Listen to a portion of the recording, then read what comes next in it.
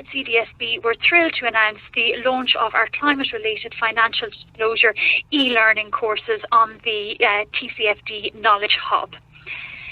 So as I mentioned, CDSB have launched these courses, and the aim of these courses is to drive knowledge around the recommendations of the TCFD and ensure that everyone is sufficiently educated to drive uptake of those recommendations and facilitate higher quality and enhanced disclosures.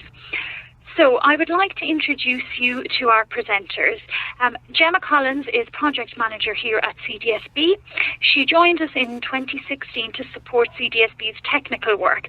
And after working as an environmental educator for over 4 years in London, she completed her Masters in Environment and Development from the London School of Economics and Political Sciences and joined us to manage the TCFD Knowledge Hub and lead on the Beyond Disclosure programme.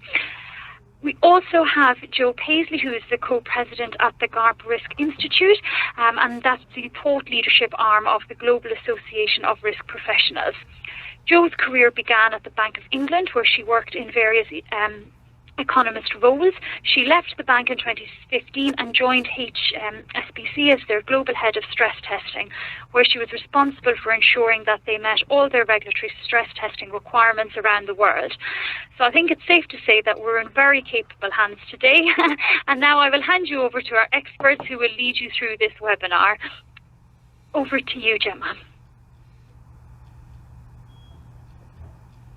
Thank you, Leslie, and I am really thrilled to be speaking to you today and to introduce the online courses for climate-related financial disclosure. For those of you who don't know very much about CDSB, we are the Climate Disclosure Standards Board, and we are a consortium of 9 environmental and business NGOs. You can see our board there on the screen, and they include the World Economic Forum, CDP and SASB. We also have a technical working group of over 40 experts who help drive our technical content, and there are some examples on the screen of those in our technical working group.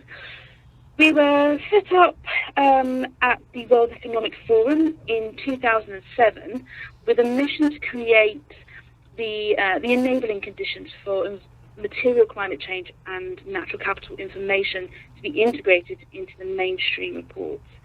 And we achieve our mission by offering a framework for reporting environmental and climate change information. Next slide, please. Thank you.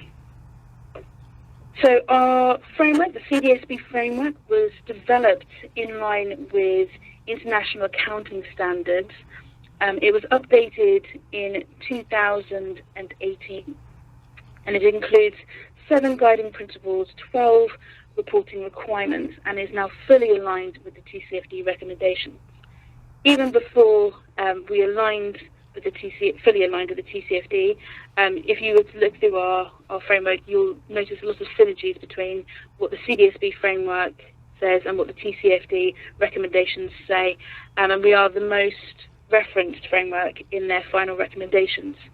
We're also complementary to other existing reporting provisions such as CDP, GRI and SASB, which I know there's a lot of organisations also report to, and we are referenced in the EU Non-Financial Reporting Directive as well as other stock exchanges and regulatory guidance. Now, I'm pretty sure that everybody on this call knows who the TCFD are, but again, just to kind of give us a bit of context, I'm going to introduce who they are. So in 2015, the G20 Financial Stability Board set up the Task Force for Climate-Related Financial Disclosures. In fact, there's Task Force on Climate-Related Financial Disclosures.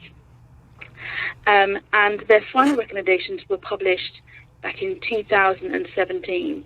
Now, these recommendations are voluntary and they focus very much on climate-related financial disclosures in annual financial filings. They focus on specific industry groups, so they have the financial sector, which includes banks, insurers, asset managers and asset owners, but they also specifically look at high-risk non-financial sectors, including those within the energy, transport, materials and building and agricultural sector. On the screen, you can see those concentric circles, and those are the four core pillars, the four core elements of the TCFD: governance, strategy, risk management, metrics and targets. Now, they're presented in this way because the recommendations are designed to be interconnected, so that you are disclosing material information that describes what's going on within your organisation. Next slide, please. Now, for those of you who have joined CDSB for webinars before, you've probably seen this graph plenty of times, because we do like to pull it up and talk about the implementation path. So we're now 2 years on from when the TCFD released their final recommendations. So ideally, we should be at the third box where it says organisations begin to disclose in financial filings. And we're certainly seeing that. There are quite a few organisations who are either starting to disclose their information here or are working towards this. But we are still seeing a lot of organisations still hovering around that first pillar, where they are reporting climate change information against other frameworks and in other places, and starting to bring that together and look at how they can implement the TCFD recommendations fully. Next slide, please. So earlier this year, in June of this year, the task force released their second status report, and their last count, as far as I am aware, they have 825 supporters globally, making up a market capitalization of more than $9 trillion. And within this status report, they did a few surveys and research into the way in which companies are disclosing information. And in particular, they looked at how reporting has evolved over the last 3 years.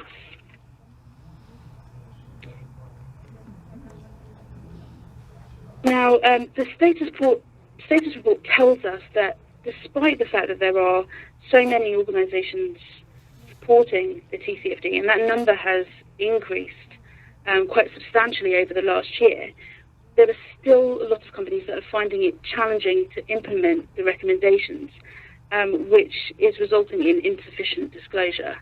So more clarity is needed broadly on the potential financial impact of climate change.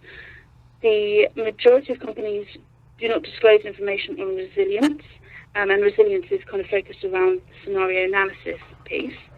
And finally, mainstreaming climate-related issues requires the involvement of multiple functions. So we know that there's a lot going on behind the scenes in companies, that they are talking to various people. In order to get that into disclosure, there's still a bit of work that needs to be done. And that leads us quite nicely onto the e-learning platform and the courses that we've developed that have been launched today. So here you can see a quote from Mary Shapiro, who's Special Advisor to the TCFD and also is Vice Chair for Global Public Policy at Bloomberg. And she says that the new e-learning courses on the TCFD Knowledge Hub offer organisations an effective and convenient tool to further their understanding of the financial impact of climate-related risks and help them take steps to integrate such disclosures into their reporting process. And that is one of our key aims. Thank you very much, Gemma. And I just want to say, before we step through the courses in more detail, this is all about learning. So we do encourage all our participants to get involved. Drop your questions into the Q&A or the chat function on the right-hand side. We've already had some come through. So at the end of the webinar, we will have dedicated time for Q&A with our experts. So I'll hand you back to Gemma now. And as I say, please do drop your questions and we'll collate them as we go through. Thank you, Leslie. So the courses that are live now, we've already seen some people registering this morning, So it's great to see that it's already hopefully a useful and well-needed resource. But the aims of the course and kind of the context, the reason behind why we started it, is that the status report, as I've mentioned, essentially is saying that more needs to be done. Only a small percent of the companies disclosed against all of the recommendations. In fact, I think the number is, on average, only 3.6 of the 11 recommendations are being disclosed. So there is a gap that needs to be filled, and we need to increase that number. This time last year as well, HSBC Global ESG found that only 8% of issuers and 10% of investors that they surveyed from around the world had even heard of the TCFD. So again, clearly there is some more education that needs to be done here. There is also a lot of confusion. We hear all the time here at CDSB about what the landscape of reporting is, the fact that there's a lot of standards and frameworks and initiatives that are working towards the same goal, but because there is so many of them, it can be quite overwhelming for those relatively new to this field. So one of the elements that we look at and we're trying to address is kind of giving users that foundational information to be able to cut through all of the landscape and figure out what's the best way of reporting for them.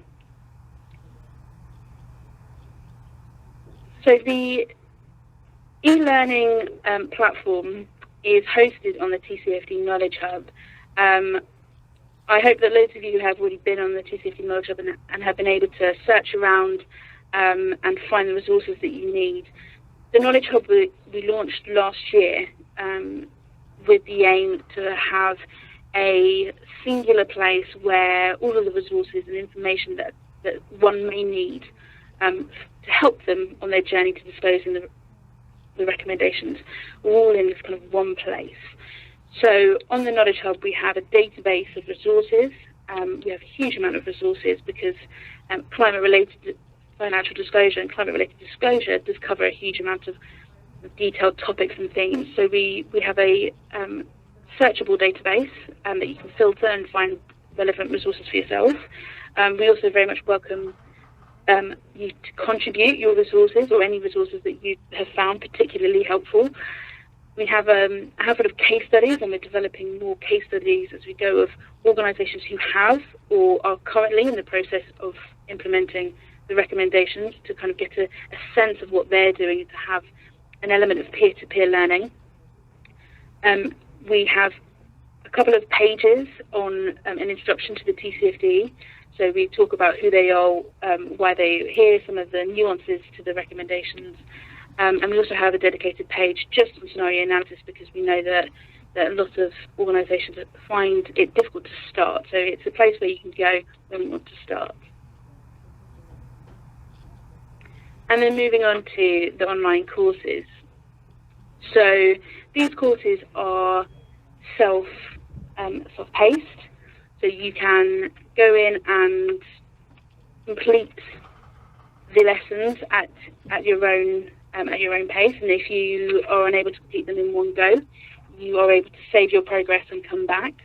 And the lessons include plenty of activities and quizzes to help you actively engage with the content. We've also interviewed a number of experts, and kind of they give us an insight into various elements of climate disclosure. And I know this word, the next word, is kind of going to scare a few people, but there is an exam for each of the courses. It's not a particularly difficult exam if you've gone through the lessons. We're just testing that you've been able to collect the information that we think is necessary. And there is also a forum for discussion. So as the platform develops further, there'll be a place for you to go and to speak to others in this field who potentially are having the same challenges or have solutions that you hadn't thought of, again, to kind of establish a community around disclosure. And once you've completed all of the elements, you do receive a certificate of completion, so you can put that into your database. So I'm just going to give you a quick overview of the courses that are currently on there. Today we launch with 3 courses, 3 foundational courses. The first one is an introduction to climate-related disclosures, and this is essentially a 101 of climate disclosure. So we look at what the drivers for reporting are, and we take a look at the way in which reporting has evolved over the years, starting with financial reporting, and then how sustainability reporting and climate disclosure has kind of come into that field. We also then tackle some of the key concepts and some of the challenging concepts. For example, we look very briefly at materiality and the concept of forward-looking disclosure, what that means, what the challenges are, and how you may be able to get over some of those challenges. And we also give you an introduction to the corporate reporting landscape. It's too big to tackle in its entirety, but we do kind of lay the foundation so that you can navigate that landscape as you work through. The second course is completely dedicated to the TCFD and their recommendations. So we break down the 4 core elements, the key principles, and the 11 recommended disclosures of the TCFD, and kind of explain what they are and what you may be expected to disclose against them. We also provide some examples of companies who have started disclosing, and we challenge you by asking you some questions about how you think that they have, what elements of the TCFD you think they have disclosed. And then finally, course 3 is called Embedding Climate Change into Financial Management. And this course is very specifically designed for accountants. We've worked very closely with some international accounting bodies in order to build the content for this course. And it looks very specifically at what the role of accountants are, especially in identifying, measuring and managing climate-related risks and opportunities, and then how that's embedded within financial management and strategic planning. And we also look at where existing accounting practice can be adapted or tweaked in order to encompass climate change. Now, as I said earlier, we have a number of videos from some leading experts in this field, and we also had a number of experts helping us in the development of the content itself.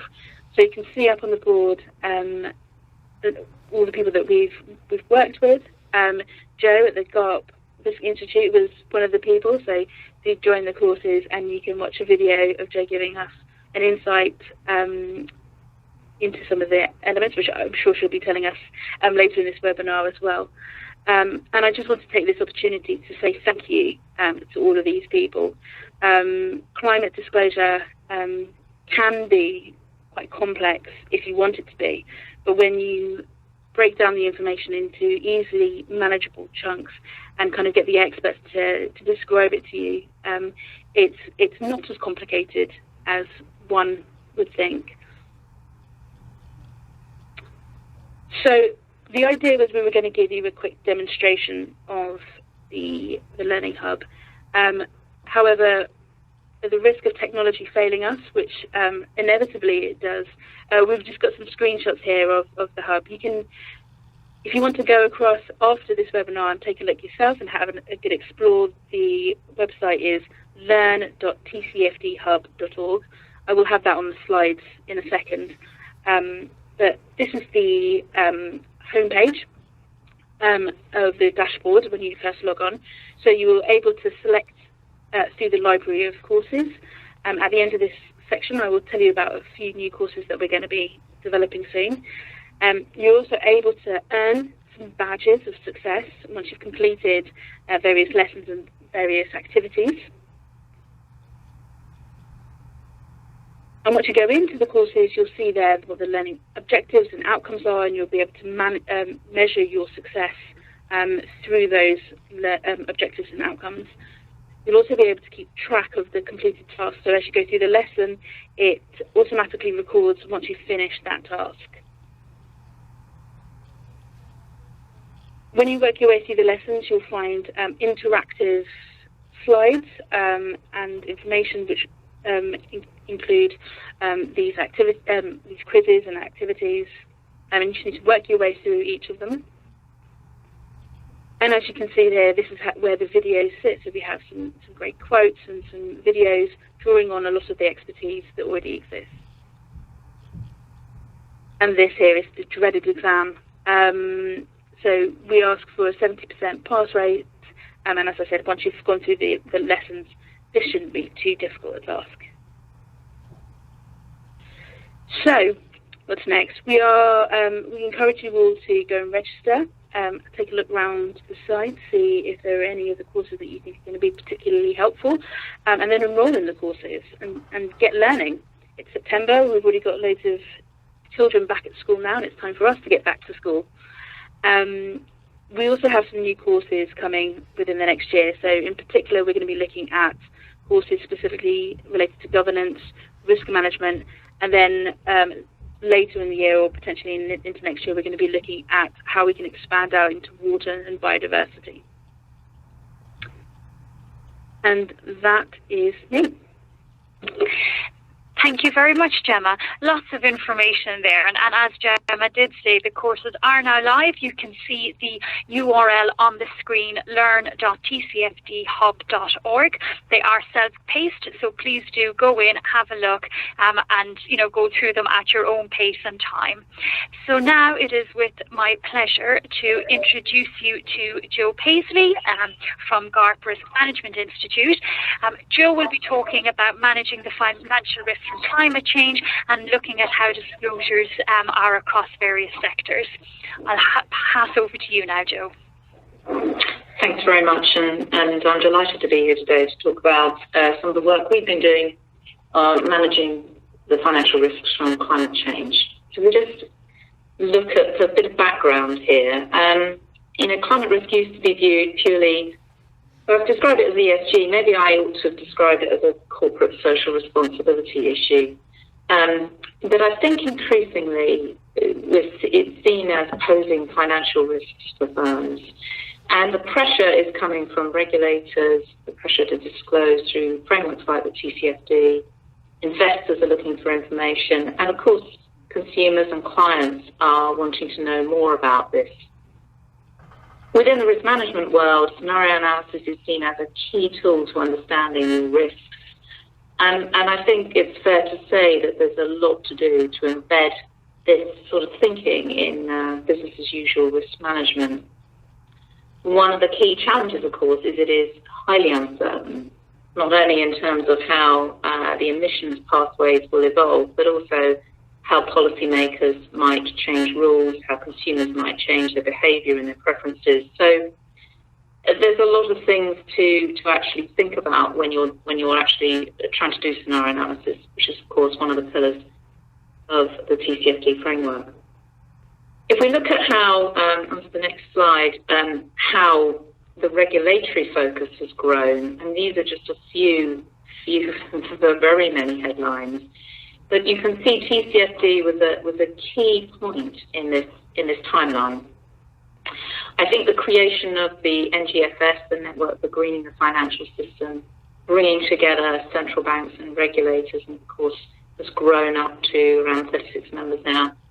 That is a hugely significant change where there's a recognition that this is a global problem and it will need a global approach. And locally within the UK, the PRA is the first regulator to set out formal expectations. But any of you on the call today involved in this, you're probably feeling slightly overwhelmed, trying to just keep up with everything that's going on. I certainly do. It is quite challenging. So that's why these sorts of knowledge hubs are so valuable, where you can come and you can find out what the latest information is. If we look at our survey that we did, the reason we did the survey was partly because we needed to learn ourselves what the levels of maturity were on climate risk management. And we structured it along the same pillars that the TCFD framework has, because we knew that that was a framework that was familiar in firms. And our survey covered 27 firms. It was across financial firms, banks, asset managers, insurers, and financial market infrastructure.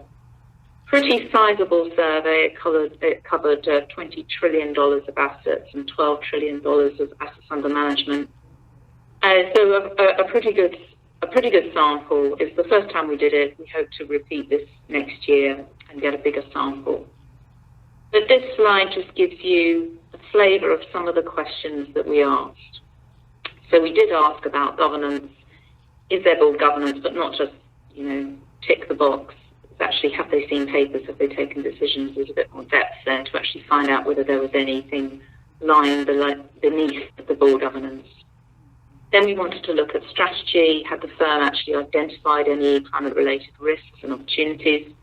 And let's not forget that although this is about risk management, there are huge opportunities. In a sense, the risk is that you miss out on some of those opportunities.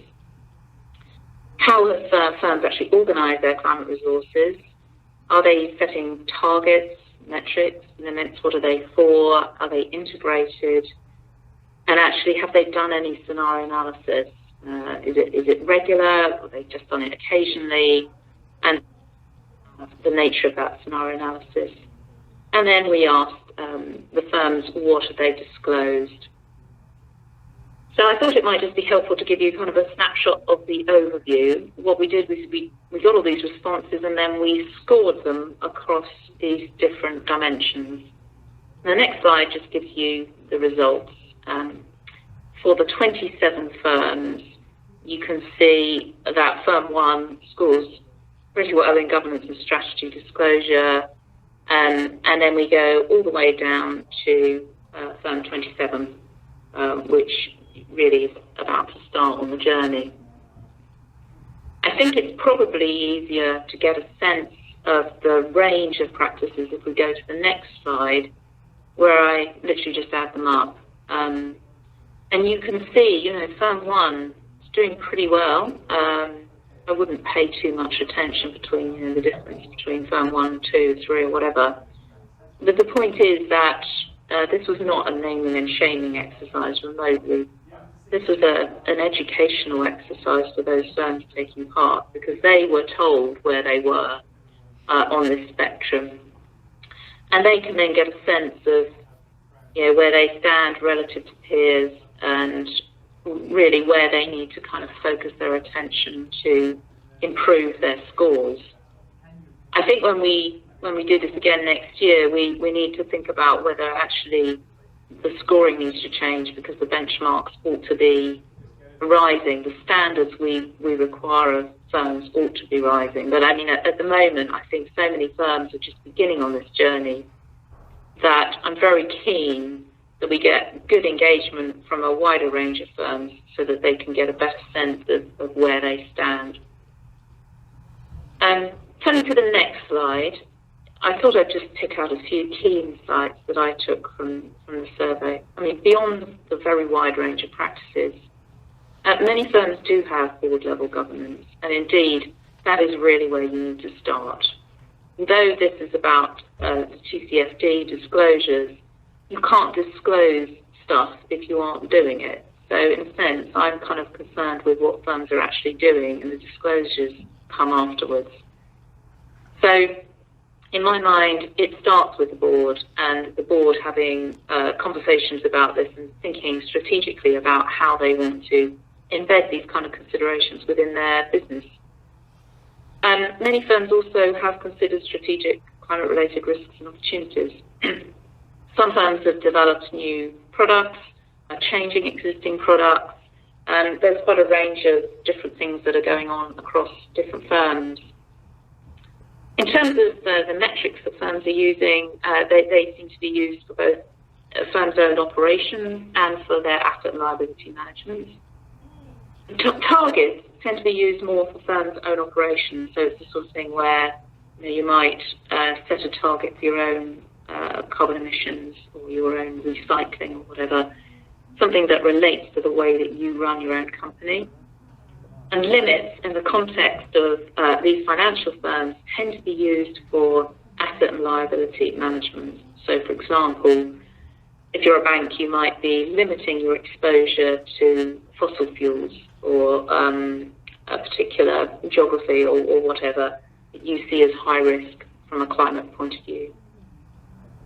Out of all of these dimensions, scenario analysis is the least well-developed aspect. It's the hardest bit, I think. And having run stress testing in a major global firm, I can understand why that is the case. I think climate stress testing or scenario analysis is even more challenging in a way because you have to translate the scenarios from, say, being expressed in terms of carbon emissions or whatever into variables that are relevant to your firm.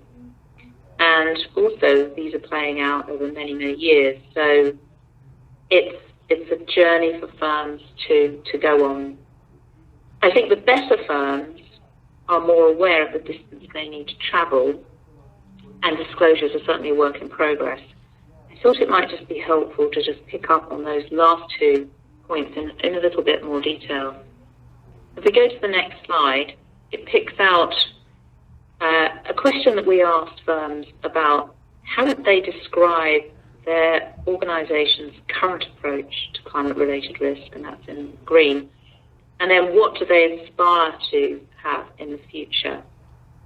And we use the 3 categories that the PRA uses. So responsible is an approach driven primarily by a corporate social responsibility focus. It's very much to do with reputational risks. Responsive, a bit more mature, climate change is used as a financial risk, but it's a kind of relatively narrow short-term perspective. And strategic is the most comprehensive of these approaches, where firms are taking a longer-term view of financial risks with full board engagement. And that's where the PRA expects all financial firms to get to. And I think that's probably where most firms would want to be.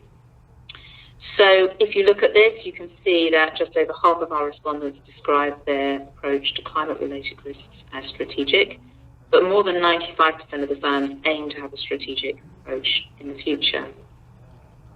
What I found particularly interesting was when you looked in detail at the responses of the firms that currently describe themselves as strategic, some of those firms were actually doing far less than some of the firms that describe themselves as responsive or responsible.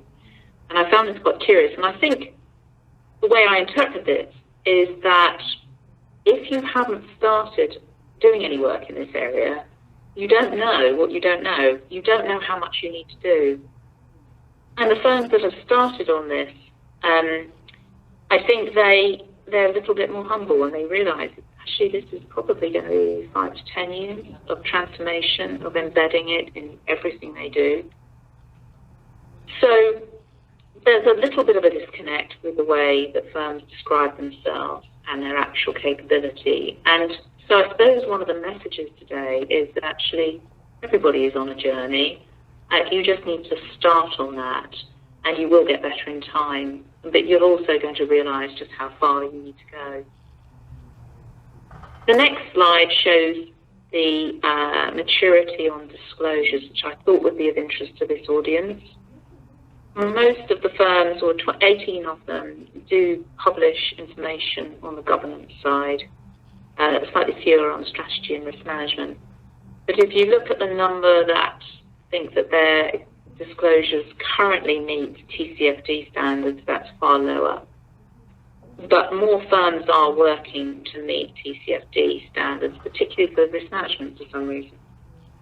So I think, again, there's a level of maturity here. But I think TCFD is increasingly seen as the standard framework. And, of course, there is even discussion now about whether that will become mandatory, certainly in the UK. So wrapping up on the next slide, just bringing all of that together for you, I think firms, and not just financial firms, but I think all firms need to start taking climate risks seriously. And actually, of course, just to reiterate, it's not really just about climate. It is more broader sustainability issues, environmental issues, and I think that this will naturally evolve. As I said, firm self-assessments don't always connect with their true level of maturity. I think that's fine. I think that we need to just start somewhere, and that as you become more advanced, you will learn more, and it will become more embedded, and you'll get better at it. For all firms, whatever sector, board-level governance is absolutely critical, though. If you don't have the board thinking about this, then it's very difficult to bring everybody together to actually achieve what you need to achieve. The firms that I've seen that have done rather well in terms of setting their work off are ones where they brought a cross-disciplinary working group together. And that's, I think, because when you think about the changes that you need to implement in a firm to do this well, you're going to need to think about not just your disclosures, so having your finance colleagues there. You're going to have to think about risk management. You're going to have to think about how you embed it in your business strategy, in your pricing, in your HR department, your training, your culture, and possibly in your legal department as well. So bringing everybody together can be a huge way of accelerating progress and also making it more of a kind of holistic approach for a firm. The area I think needs most work is scenario analysis. I'm not surprised, that's hard. So, you just have to start somewhere really. That's like the big message. Start somewhere, start with the board, get a working group together, put some resources into it. There are huge amounts of resources out there. TCFD and the new e-learning platform, a great start, so you can start there. And there is just a little bit of a plug for GARP. We just go on to the last page. We've published just a couple of things which might be useful for those on the call today. The results of the survey in our first publication, and then we did put together a kind of introductory guide, challenges and opportunities, which gives a nice kind of little short overview of some of the things you might need to consider in terms of, embarking on this journey. So I hope that's given you a little bit of a view of the work we've done in GARP. It seems very complementary to the work that the Climate Disclosure Standards Board is doing. And at the end of the day, this is all about education and awareness and building capability, which is what GARP is very much a supporter of. So that's it for me, and I guess we've got some time for Q&A.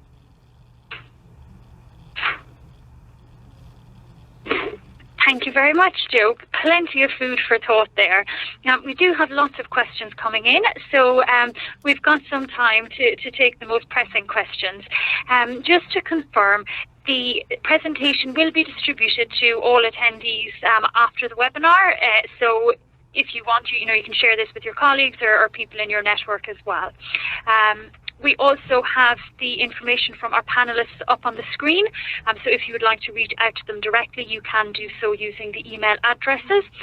And again, to visit the TCFD Knowledge Hub, you can visit it on tcfdhub.org, and then also for the e-learning, you can visit it directly on learn.tcfdhub.org. So maybe while we're speaking about the e-learning, Gemma, we've had a couple of questions come in around the courses, so perhaps I'll direct these to you, and then we'll move over to Jo. So some of the questions, and it's probably easiest to answer these in bulk.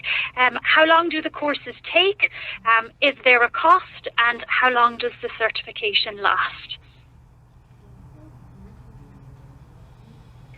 Thanks, Leslie. Yes. So each lesson, also the courses as a whole, we've measured them to take between an hour and a half. If you were to sit down and just do them in one go, but as I said before, they are self-paced, so you can go back and forward on the content as often as you like, and you can go away and come back and complete it at another time. In terms of the cost, they are completely free of charge. So there is no cost attached to it. All you need to do is to go on to learn.tcfdhub.org and register. We do ask you to register just so that we can monitor your progress, so that a completion certificate can be awarded to you at the end. And the certificates, so I think someone asked, how long do they last?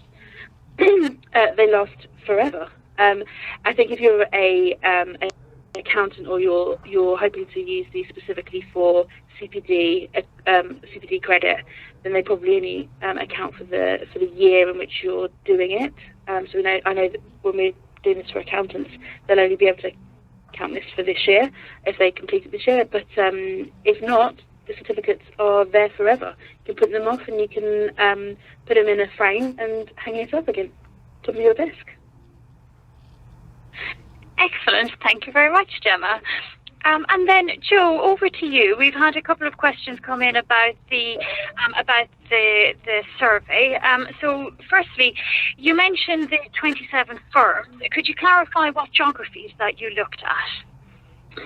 Yeah, no, they were across all geographies, actually. Some of the firms were global. In fact, many of the firms were actually global, so they did operate across all geographies themselves, and then some were more regional, but they were fairly sizable institutions. So it's a fairly good global view, actually. Okay, and for the for the survey next year, then, do you think you'll be increasing that, or looking at the same firms again? Well, I'd hope the same firms would sign up, but I very much want to increase the sample.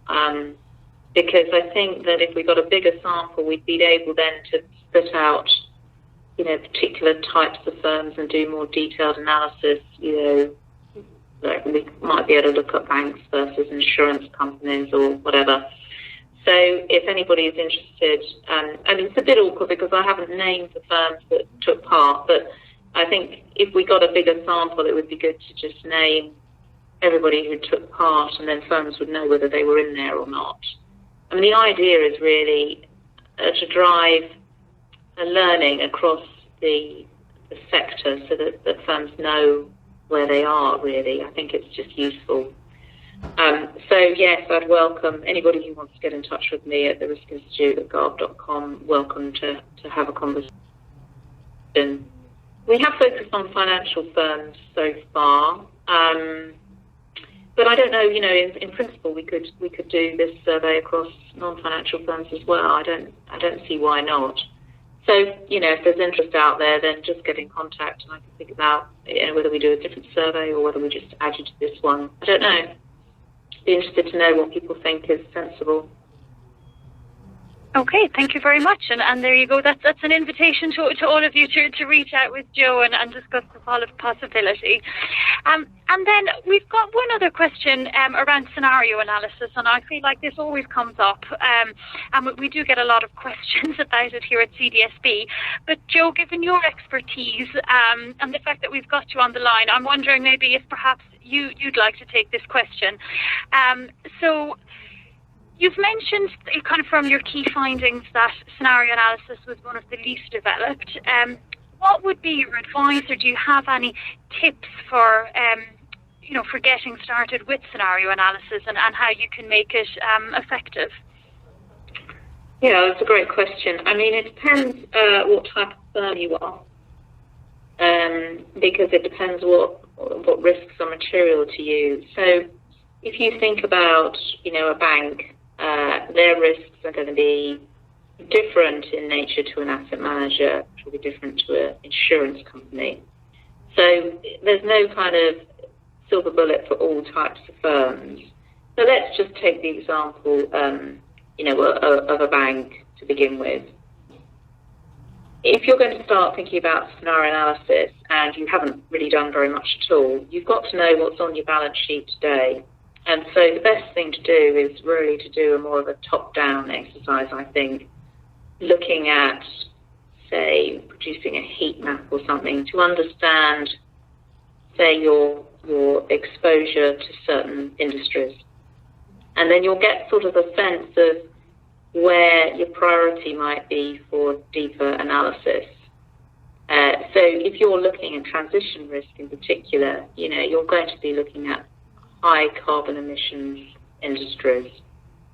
If you're looking at physical risk, then you need to understand the physical location of your assets, if you're thinking about the actual risks to your own operations. But also, you need to be engaging with your counterparties and the people you're lending to understand how are they thinking about the physical risks affecting them, And obviously, how are they thinking about transition risks? So there'll be a lot of engagement, I think, with your counterparties. If you're an asset manager, you're going to be thinking more from a, not your own balance sheet necessarily, but you're going to be thinking very carefully about ESG. What does ESG mean? What funds, if I'm labeling them as ESG, are they really ESG? What criteria am I using? So different type of approach, which you might then be thinking about different scenarios for different funds. An insurer, of course, it will be depending on what kind of insurance are they providing on their liability side and on their asset side, where have they invested their assets. So the nature of the scenario that's relevant to your firm will depend on your business model and your balance sheet. Once you know kind of what you've got on your balance sheet and what kind of risks are likely to be more material, then I think you have to think about getting a scenario, either one of the reference scenarios, or actually coming up with a scenario that's relevant to you. And there are plenty of resources out there that are useful to get you going on, say, the reference scenarios. And the firms that I've seen who've actually tried to devise their own scenarios have tended to kind of approach it from getting a bunch of people together from all around the business and getting climate experts in a working group to start thrashing through, well, why might this be a relevant scenario for our business? And there are, providers out there. You can just look on the internet. There's plenty of providers. We talk a bit about it in our Challenges and Opportunities paper. And then you have to decide, how granular do you want to go? I think there's a trade-off here. You could get very granular and certainly lose the plot pretty quickly. You could be too high level and then not get any meaningful insights. So it's getting that sweet spot. And I think you'll probably do multiple different views of it. You might want to do some sort of scenario analysis for a particular geography that you work in or that you operate in. You might be worried about a particular sector. It really does depend about what your risks are, what your most material risks are that face your firm. So unfortunately, it's quite difficult to say, yeah, this is how you do it. Here's my to-do list, and you tick this and you're done. It does start with the board, though, and it starts with those kind of conversations. And then for finance professionals, I would really recommend getting some risk people in there to think about how to run scenarios, because that's what risk people do kind of day in, day out. So bringing together the right expertise is pretty critical on this, actually. Thank you very much, Jo. Unfortunately, that is all that we have time for today. Thank you very much to everyone who joined us as attendees and also to our two panelists for today. As I mentioned, please do reach out to us if you have any questions. We will distribute the slides after the webinar. And everyone, go ahead, sign up for e-learning courses, and please do, read more about GARP Risks Institute's fantastic work and their findings in this space. So thank you very much to everyone, and have a lovely afternoon. Bye-bye.